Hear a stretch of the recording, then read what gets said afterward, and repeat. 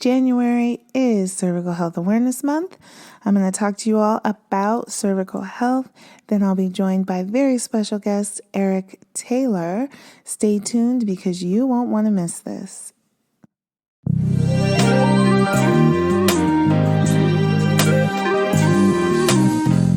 You're listening to The Purple Stethoscope. I am your host, Devyn Nixon, family nurse practitioner. None of the information in this podcast is sufficient nor intended to diagnose your personal medical issue, but there's a lot to learn, so let's start the show. You ever feel like every time you go to the clinic, they're trying to get you to schedule a pap smear? I feel like that sometimes, and I think it's because I'm generally pretty healthy, so it's an easy thing for me to overlook, for it to slip my mind. They're not just trying to upsell you guys. Preventative health is very important. Early detection is key to finding things when there's small problems and taking care of them and preventing them from becoming big problems and sometimes even life-threatening problems. So the next time you go into the clinic for an acute visit, okay, let me define acute. Acute is when you go in for a visit because of a symptom that you're having, a question that you have, a problem you're experiencing. A preventative visit is when you show up and you say, hey, I'm looking for my clean bill of health. What do we need to do? Now, when you go in for an acute visit, if they're like, oh, it looks like it's been 5 years since you had a pap smear, we all say, oh, I'm going to go back and do that. Oh, no, I'll schedule it next time. No, you won't, because next time is the next time you have a pressing issue and you're trying to rush off to the next thing you got to do. So when you're there and they say, hey, looks like you're overdue for a pap smear, pull out your phone or whatever kind of calendar you use. Find a date where you can schedule an appointment to come in and just get it done. The first thing that we can do to prevent cervical cancer is get our girls and our boys vaccinated with the HPV vaccine. It is a vaccine to protect against human papillomavirus, the virus that is responsible for causing cervical cancer. So it's a really big deal. You can ask your primary practitioner about it. They may bring it up at a well-child check or sports physical. The next thing that we do to prevent cervical cancer is get our pap smears. Pap smears are a pelvic exam which includes brushing of the cervix for a sample of cells that can be sent to the lab and tested. All pelvic exams are not pap smears. So if you've gone in because you had, say, discharge or pain or itching or, abnormal bleeding, that doesn't necessarily mean they did a pap smear. Just because they used a speculum and, looked at your pelvic area doesn't mean it was a pap smear. A pap smear specifically is when they brush or scrape the cells of the cervix for testing. Now, got to take a moment of silence for Henrietta Lacks. Henrietta Lacks, born Loretta Pleasant, lived August 1st, 1920 to October 4th, 1951. She was a Black woman, an African-American woman whose cancer cells are the source of the HeLa cell line. That is the first immortalized human cell line and one of the most important cell lines in medical research. There are documentaries about Henrietta Lacks. She was born in Baltimore, Maryland, and it's a really interesting story. And a story that also it just really helps us understand where a lot of the mistrust in the healthcare system comes from. It's rightfully placed. And those of us who are out here practicing, making sure that we're taking care of each and every patient who entrusts us with their care, a lot of us are doing what we're doing because of the history of mistreatment, because of lives lost in our own families due to neglect, due to mistrust, due to failing to get things detected early because of fear. And I think all that is worth mentioning when we're talking about preventative health, because going in can be such an anxiety-inducing and unfortunately sometimes traumatic experience for some of us. So, I encourage you to take a trusted friend. If you have a family member or a good friend that works in the medical field and you're comfortable taking them with you, take them with you. My husband goes with me when I go for Pap tests. I've had the same gynecologist for 22 years. And still, when I'm anxious and nervous, my husband comes with me because it's just, I feel better about it. And I love my doc, no complaints with my doc. He delivered all my kids, love him.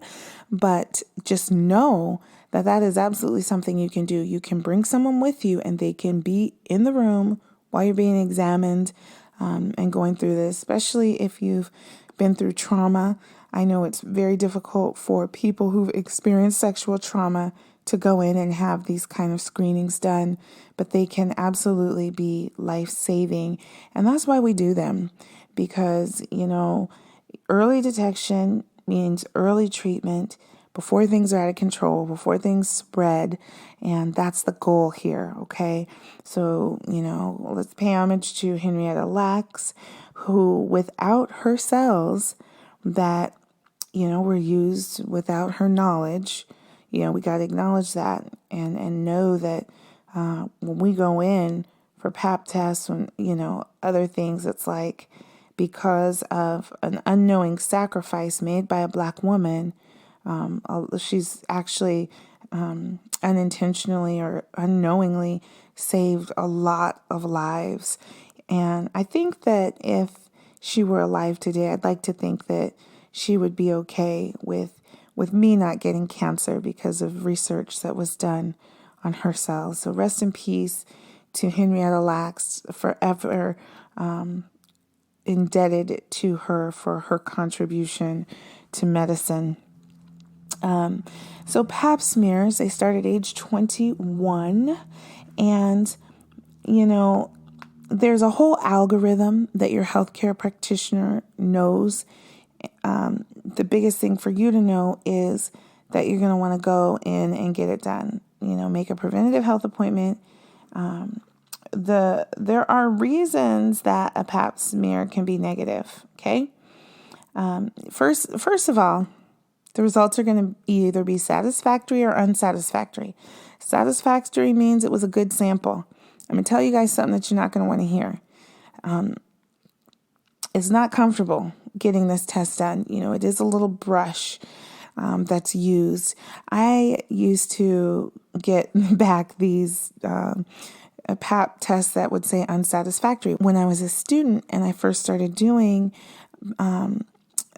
pelvic exams and Pap smears, my Pap smears, the first few were coming back unsatisfactory. Turns out I was using too much lubricant because I'm a nice person. Didn't want to hurt people.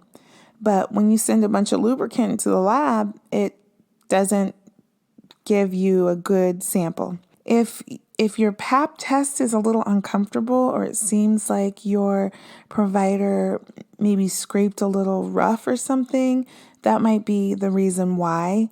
It is uncomfortable, but if you want to get a good sample, it might feel like a little pinch just for a quick sec, okay? So satisfactory or unsatisfactory.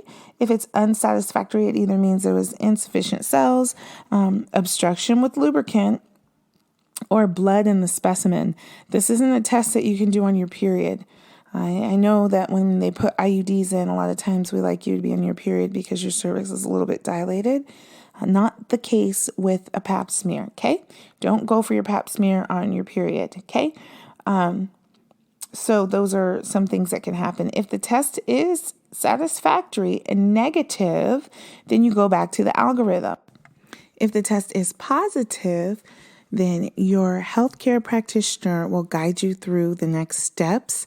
It's very important that you do all the follow-up and steps that they're guiding you to do.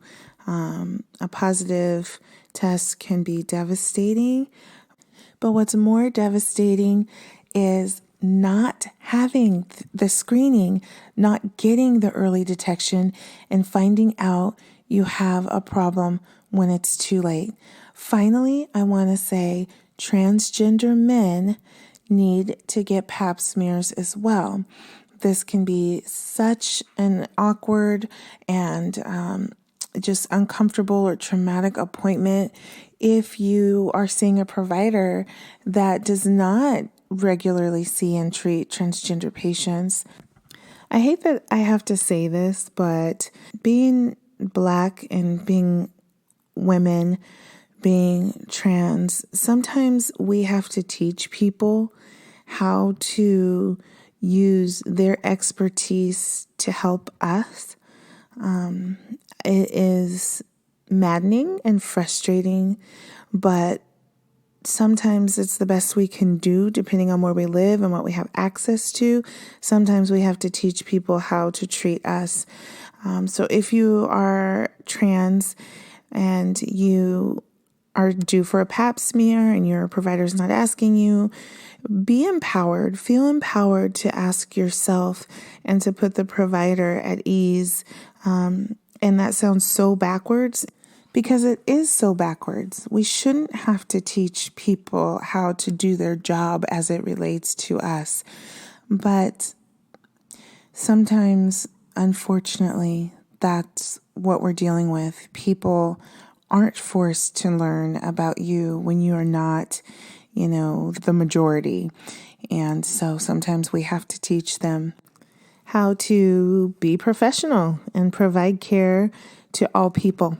I will be back after the break with Eric Taylor, men's health and wellness expert, as well as fellow family nurse practitioner.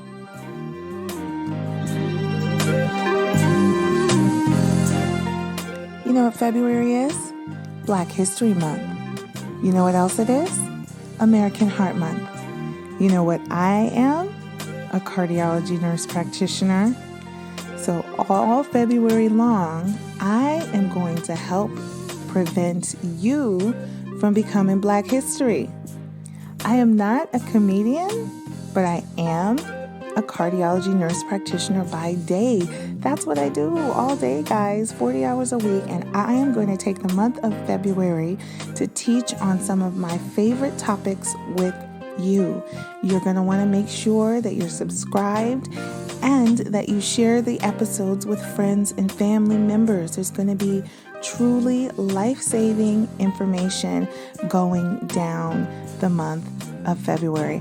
Listen, I don't have to look far, and I'm sure you don't have to look far in your family to find someone who's been affected by heart disease.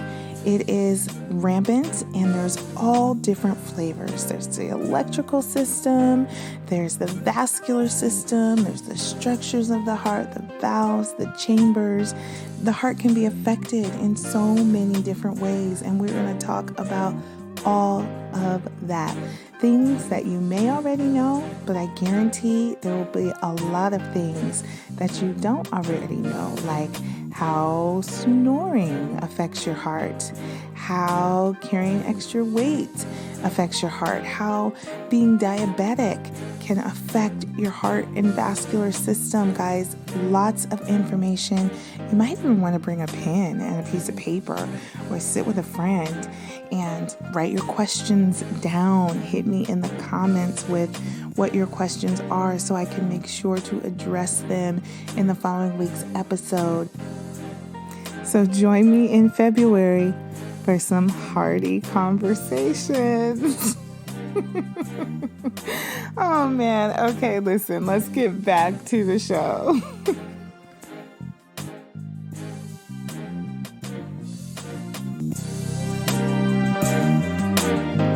I am here with Eric Taylor, family nurse practitioner in Houston, Texas area, board certified family nurse practitioner, as well as nursing instructor, as well as owner, entrepreneur, founder of Pryority Male, LLC.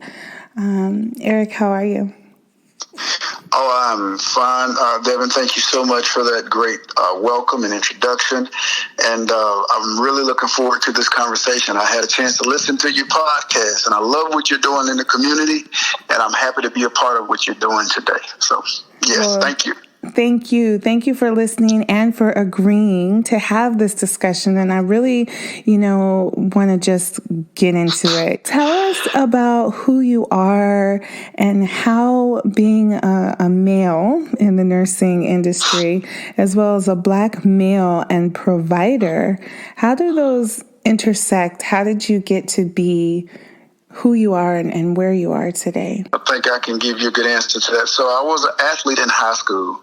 I was good on the field, on the baseball diamond court, you name it. But I also was very good in the classroom as well. So athletically and academically, I could go to any school that I wanted to. A lot of the recruiters in the area wanted to recruit me to do something with athletics, but I didn't know if that was something I really wanted to stay with. And I had a concussion my senior year. In playing football. And with that, I was introduced to a nurse practitioner. And, my parents are loving, caring parents. I love them to death. They've been very supportive all throughout my life and my career, but they were not afforded the opportunity to go to college. And the small town I'm from in Alabama, you either went to work at the local factory, you joined the military, or you end up on the streets, running game on the streets. And neither one of those was on my radar. So, but the experience I had with the nurse practitioner, seeing how caring she was, and what she was able to do for me, really intrigued me. So I can remember going back to my guidance counselor and saying, hey, I think I want to be a nurse. And I can remember her looking up from her desk because, again, I was a pretty good athlete. And she was like, you're going to be playing football somewhere. You don't want to be a nurse. So I was pretty persistent and continued to follow up. And long story short, she finally got me the information I needed. And because my mom and dad didn't have the opportunity to go to college because we're from such a small rural town there in Alabama, right. I had to really do some research because I really had no template to follow because, again, just from where I'm from. So I started out at an LPN school, and one of my instructors there, she said, you have a gift, young man, and you should really go on to become an RN, and whatever else you want to do with your life, your steps have already been ordered. And I knew I wanted to, the terminal goal, ultimate goal for me was to become a nurse practitioner, but again, not having a roadmap to follow. Right. I had to piecemeal that thing together to figure out where I wanted to go and how I wanted to get there. So finished LPN school. I met a lot of great people in my struggle to get through the program, not struggle academically, but just to get the resources right. and to hold it together. Because one thing I quickly identified as a Black male, that I was not supposed to be there. That was quickly shared with me because, again, I'm in Alabama. And, colored was used very frequently, and boy was used very frequently at that time. This is the late 90s. Yeah. And there were many places I would go, and even as the student, being identified as the student, I was treated like an orderly or something that was much less than a student because they weren't used to seeing me. Right. So... So I was I prayed a lot. My family prayed a lot, kept me lifted up because there were some days that I wondered, did I choose the right path? I'm so thankful for my community that I'm from because I'm standing on the shoulders of many to be doing what I'm doing today and be given this opportunity. And I don't take it for granted. I have to pinch myself because each level of nursing that I was able to go through, becoming the LPN, then becoming the RN, and becoming the nurse practitioner, I experienced some things that you wouldn't think you would experience in America today because, this is the land of the free. But again, as a Black man, there are some things that are set up that are very subtle. Some are very intentional, right. And they're to me they're set up to get you off your path, to kill your drive, and to keep you off or out of the arena of where you can have a successful life. Right. And again, I was able to rise above a lot of those circumstances and situations and obstacles because there are many that I don't care to rehash because it's painful. Right. Yes. It's painful to think about the names that I've been called, to think about some of the things that have been said directly to me that were not meant well, but I had to take it and then kill them with kindness and continue to provide the care that I was providing. I think it's so important to say that because, I mean, I went through LPN, RN, same kind of path as a Black female. And I think as women, we are expected to be caregivers. We're expected to be nurturers. Definitely had my share of very painful things said and done, both in school and by patients alike. But there was, I think, 2 men in my LPN class. In my RN class, there might have been, I'm remembering 2 men in my RN class. And there were so many times that patients wanted a female provider, or, they were made to feel like, you can't, sorry, this isn't for you. But to have the layer of being a male and a Black male at that in the South, it's just awesome that you are here and that you did persevere. Yeah. And I know so many younger men that see you and get to be around you, or even just see you on social media. It's like, oh, like you were saying about not having that blueprint or that template, like you are that now for so many people. Yeah. So that is so cool. Congratulations to you. Thank you. And same to you, because it seems like we had similar paths to where we are today. So same to you. Thank you. All that I can do to give back, to make this world a better place, to help the health of men especially, I am trying to do that. And I'm at a place at this point in my life and my career where I can do that. I love that you have a passion for men. Yes. And I love that you are a man with a passion for men, because I think that makes a difference. I grew up with awesome parents. My dad was incredible. I have 3 brothers who protected me to the ends of the earth and still do. I'm married to a man and a mother of 2 boys. We have 1 girl and 2 boys, and I love men, but I also know that you're going to get further in that first touch than I am. For the simple fact that I'm a male. That's right. So, and I happen to look like them. Exactly. And I get that all the time. Exactly. And the connection, and I noticed this connection many years ago. Again, I don't know if I shared, I've been a nurse for 22 years and an NP for the last 11. And in that time, what kind of put me on this path to men's health was, I'm a former ICU nurse, and I've done enough CPR on chests, on men, that I could care to do any more in my life. And I've taken so many men to the morgue that shouldn't have gone because they died prematurely from conditions that we can manage and do something about. And it started to dawn on me. It's like, man, after about, you become numb to death, because with life there's death, and especially in the ICU, right. These people are very critical, and, things can change in a matter of, a few hours. And, after having so many uncomfortable conversations at the bedside with family members, young family members coming to the bedside with beautiful families, and it's like, this brother is no longer here to see his beautiful kids grow up and to see, to have a good life with his wife and to be there to support them on their journey. He's gone way too soon. And I'm like, why is this happening? And I was like, maybe what can I do about it? So I kept asking myself, why? What can I do? And so, you know what?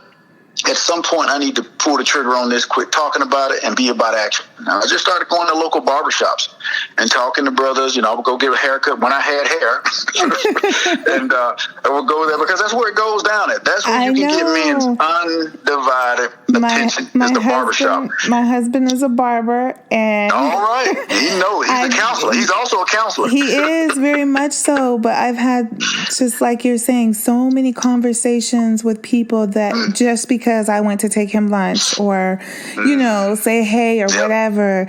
So I love that. Ooh, you know what? That is a ministry, isn't it? Yeah, I called it shop talk. And what I would do is I would go there, I would have conversations with men, I would present on simple topics like prostate cancer, blood pressure. I do blood pressure screening, I do blood sugar screenings, and I would ask questions, and then a lot of the young men they knew me because I was coming there to get a haircut. So it was like, they didn't know what I was doing professionally. Right. So that was intriguing for them. So not only did we have the conversation about health and wellness, they wanted to know how did I choose the path that I chose to become a nurse practitioner. So it was like killing two birds with one stone, because I was able to not only mentor, I was also able to help from a health standpoint and provide some education on health and wellness.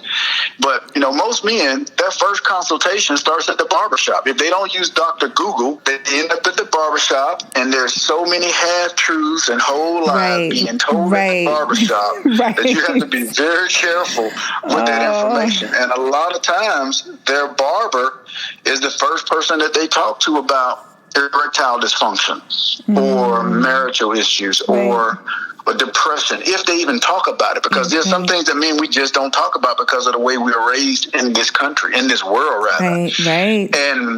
And I'm trying to break down those stereotypes of men being macho and not being able to express your feelings and not being able to talk about your most innermost thoughts, because I want to provide that safe place where they can come. I'm not going to judge you because, first of all, I'm a man. I'm dealing with the same issues you're dealing with. And I don't put on this stethoscope and the lab coat and become some superhero and become immune to this. I have the same issues. But not only that, I have the evidence-based knowledge to help you better manage it and better understand it and help you develop a plan with some shared goals that can help you see that, become better for you in your life. It's always blown my mind. One thing that's always blown my mind when talking with men about their health is how many brothers know something's wrong, know they're at risk for things, know every male in their family is a diabetic or hypertensive, and still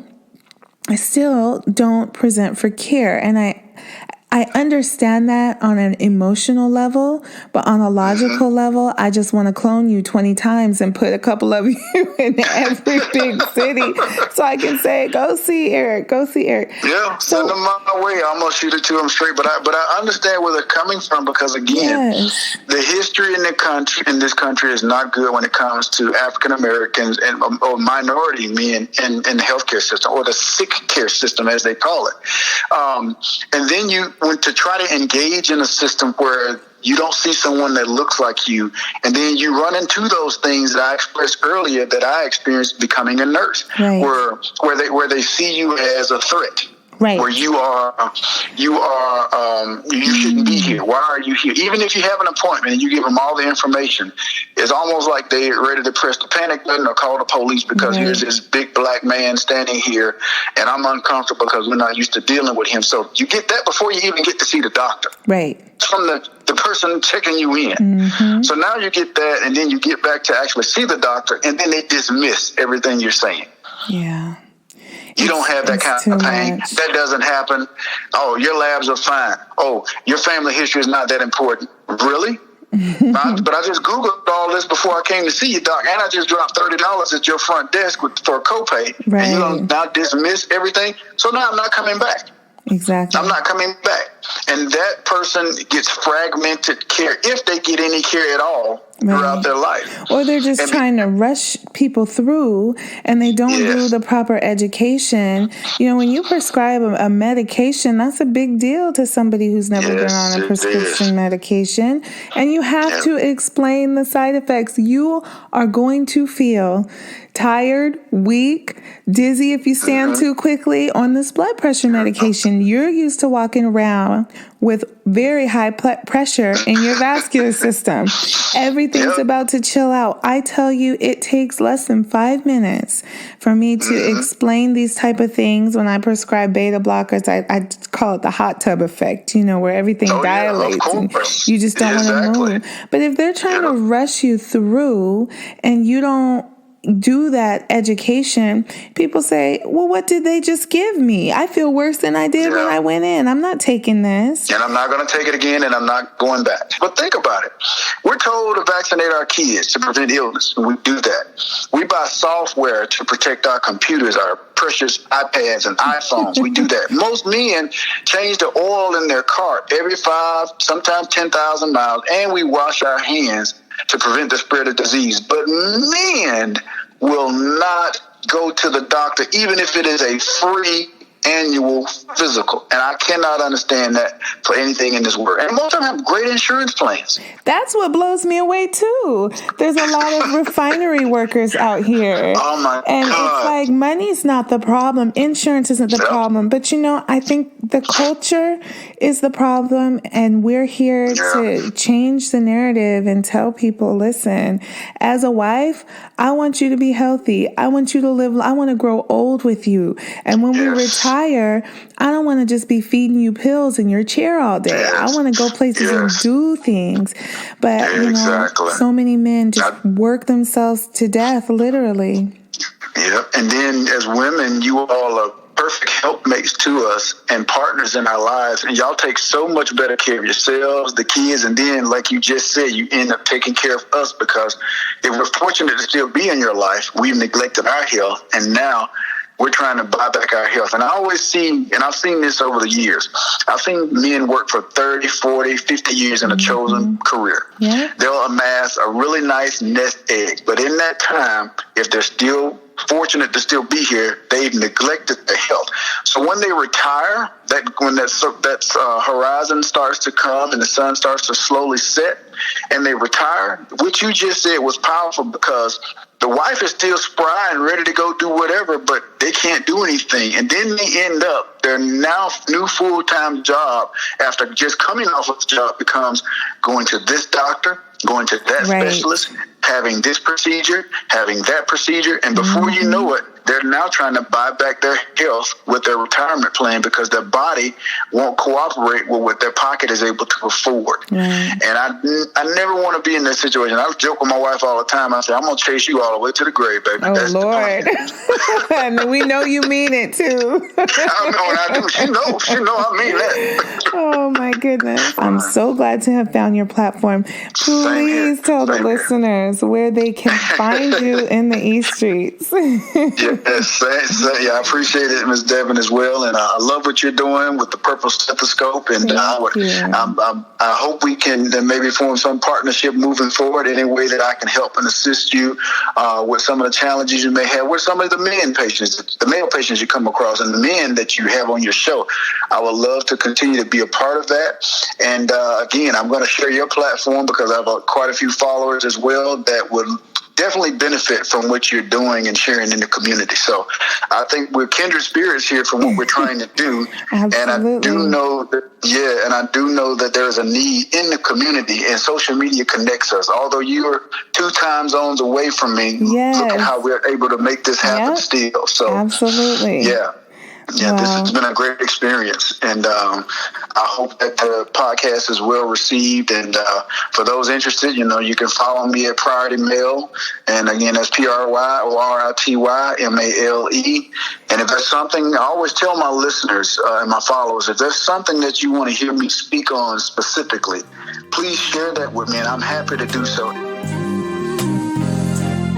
Thank you for listening to the Purple Stethoscope. I'm your host, Devyn Nixon, family nurse practitioner. You can find me on social media at DTheNP. That's on Twitter, Facebook, Instagram, and now Patreon. If you liked what you heard, go ahead and share this episode, and then head over to Patreon to see how you can further support this work.